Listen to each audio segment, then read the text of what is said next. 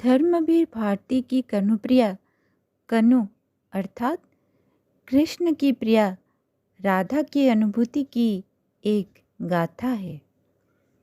ऐसा लगता है कि जैसे कवि ने नारी के अंतर्मन को पढ़ लिया हो और जैसे कविता में डाल दिया हो। प्रेम और संवेदना का इससे सुंदर चित्रण मैंने कविता में नहीं पढ़ा है।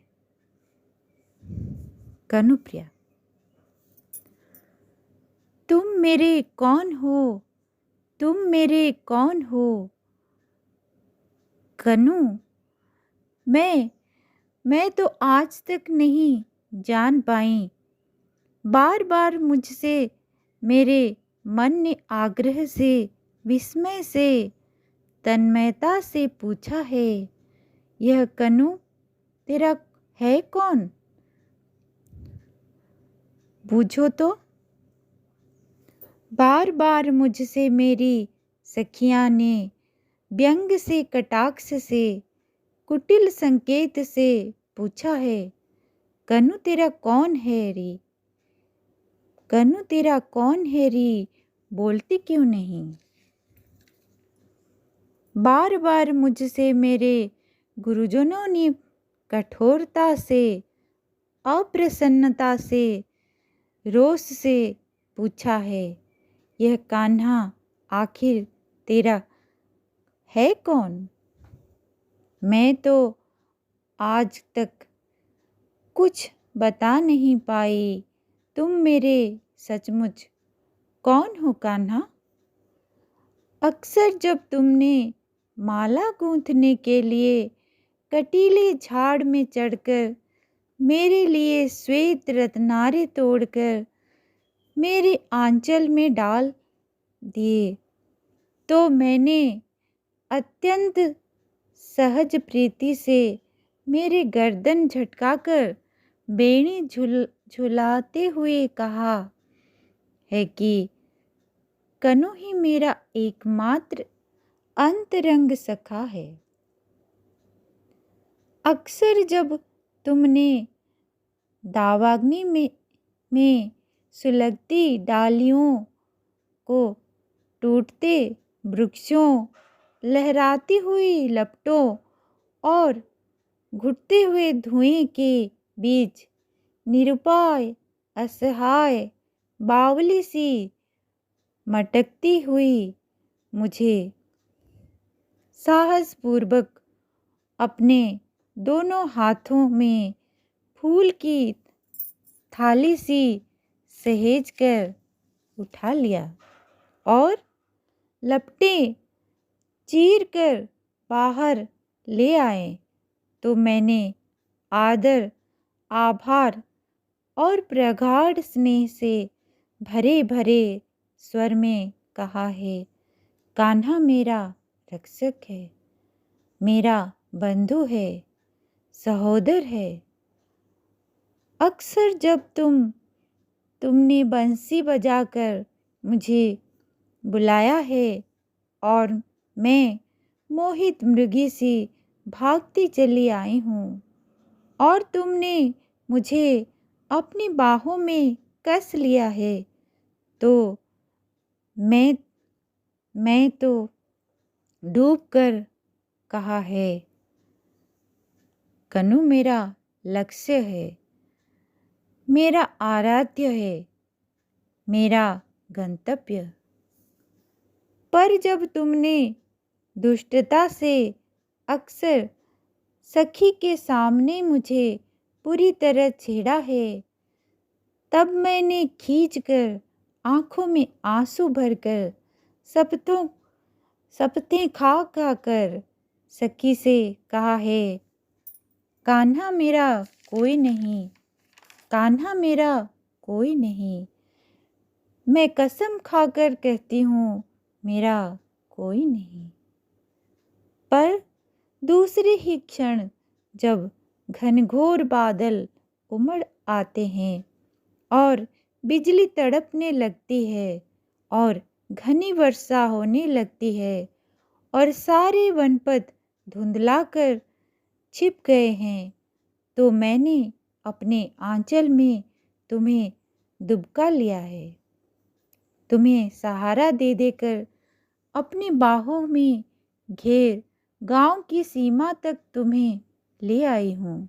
और सच सच बताऊं तुझे कन्नू सांवरे, कि उस समय मैं बिल्कुल भूल गई हूँ कि मैं कितनी छोटी हूँ और तुम वही कान्हा हो जो सारे वृंदावन को जल प्रलय से बचाने की सामर्थ्य रखते हो।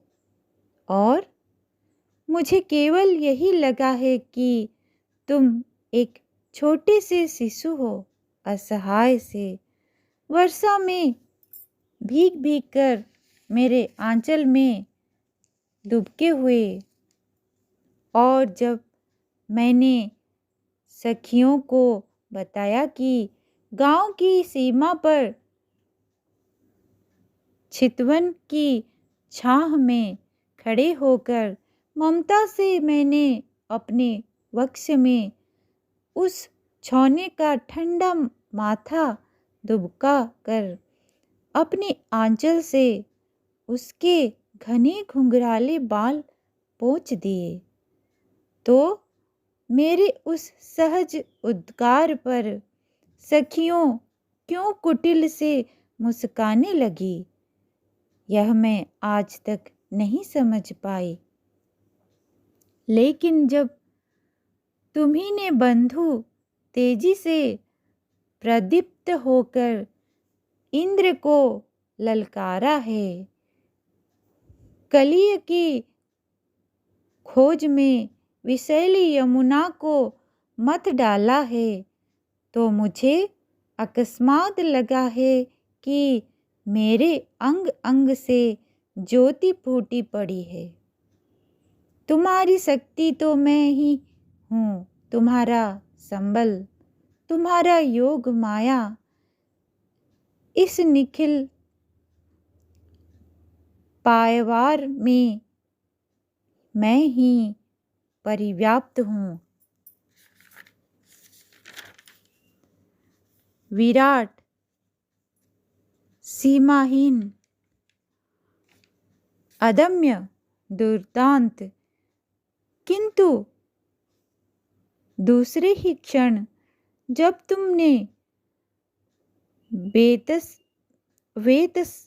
सरलता कुंज में गहराती हुई गोधुली बेला में आम के एक बौर को चूर चूर कर धीमी से अपनी एक चुटकी में भरकर मेरे सीमांत पर बिखेर दिया, तो मैं हतप्रभ रह गई। मुझे लगा इस निखिल पारावार में शक्ति सी, ज्योति सी, गति सी फैली हुई मैं अकस्मात सिमट आई हूँ, सीमा में बंध गई हूँ। ऐसा क्यों चाहा तुमने कान्हा? पर जब तुम्हें मुझे चेत हुआ तो मैंने पाया कि हाय सीमा कैसी, मैं तो वह हूँ जिसे द्विधु कहते हैं, कालवधु, समय और दिशाओं की सीमाहीन पगडंडियों पर अनल काल में अनंत दिशाओं में तुम्हारे साथ साथ चलती आ रही हूँ, चलती चली जाऊंगी। इस यात्रा का आदि न हो तुम्हें स्मरण है, न मुझे, और अंत तो इस यात्रा का है ही नहीं मेरे सहयोगी। पर तुम इतने निठुर हो और इतने आतुर कि तुमने चाहा है कि मैं इसी जन्म में, इसी थोड़ी सी अवधि में जन्म जन्मांतर की समस्त यात्राएं फिर से दोहरा लूं और इसीलिए संबंधों की इस घुमावदार पगडंडी पर क्षण क्षण पर तुम्हारे साथ मुझे इतने आकस्मिक मोड़ लेने पड़े हैं कि मैं बिल्कुल भूल ही गई हूँ कि मैं अब कहाँ हूँ और तुम मेरे कौन हो।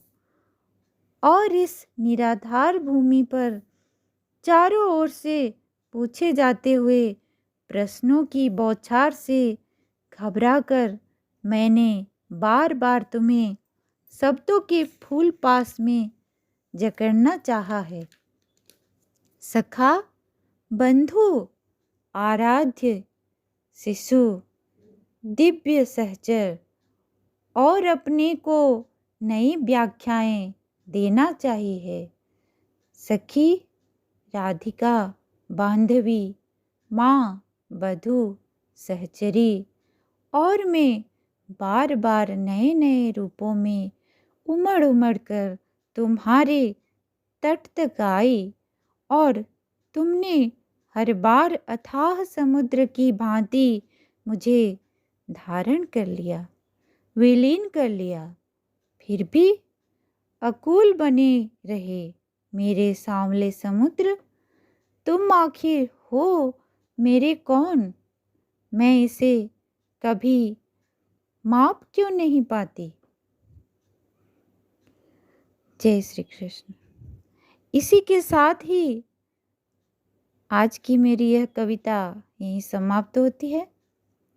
फिर कल नई कविता के साथ रश्मि आपके समक्ष हाजिर होगी। धन्यवाद।